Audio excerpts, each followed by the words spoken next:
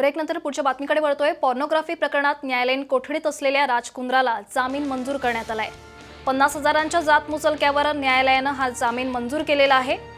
गेल्या 2 महिन्यांपासून कुंद्रा न्यायालयीन कोठडीत होता आणि कुंद्रासोबत त्याचा साथीदार रायन थॉपलाही जामीन मंजूर करण्यात आलाय। कुंद्रा विरोधात मागील आठवड्यात आरोपपत्र दाखल झालेलं आहे। 1500 पानांच्या या आरोपपत्रात शिल्पा शेट्टीचाही जबाब नोंदवण्यात आलाय आणि विशेष म्हणजे शिल्पा शेट्टी स्वतः कुंद्रा विरोधात साक्ष देणार आहे आणि याचा आढावा घेतलेला आहे आमचे प्रतिनिधी सूरज सावंत यांनी। पॉर्न फिल्म रॅकेटमध्ये मागील 2 महिन्यांपासून अटकेत असलेल्या कुंद्रांना काल कोर्टाकडनं दिलासा मिळालेला आहे। कुंद्रा सध्या अर्थ रोड जेलमध्ये पॉर्न फिल्म रॅकेट प्रकरणात अटकेत आहेत। त्यांच्यासह 8 जणांवर गुन्हे शाखा प्रॉपर्टी सेलने गुन्हे नोंदवून ही अटकेची कारवाई केली होती।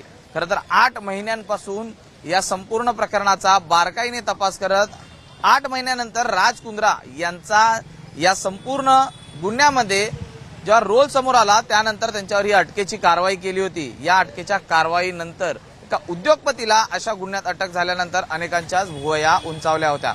यानंतर कुंद्रा यांनी स्वतःच्या सुटकेसाठी हायकोर्टपासून अनेक ठिकाणी हातपाय हलवले होते, मात्र त्यांना दिलासा मिळाला नव्हता। मात्र काल किला कोर्टमध्ये 50,000च्या जात मुचलकीवर या दोघांना म्हणजे कुंद्रा आणि रायन थॉप जे त्यांचे सहकारी आहेत या दोघांनाही न्यायालयाकडनं दिलासा मिळाला आहे। या संपूर्ण प्रकरणात आतापर्यंत अनेकांचे जबाब नोंदवलेले आहेत, आरोपपत्र दाखल झालेलं आहे, मात्र अजूनही तपास हा संपलेला नाहीये।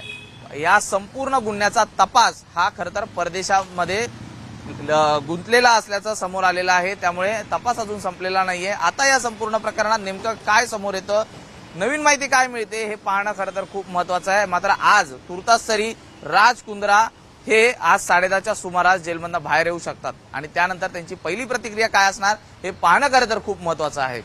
राकेश नेरुणकर सह सूरज सावंत, साम टीव्ही न्यूज, मुंबई।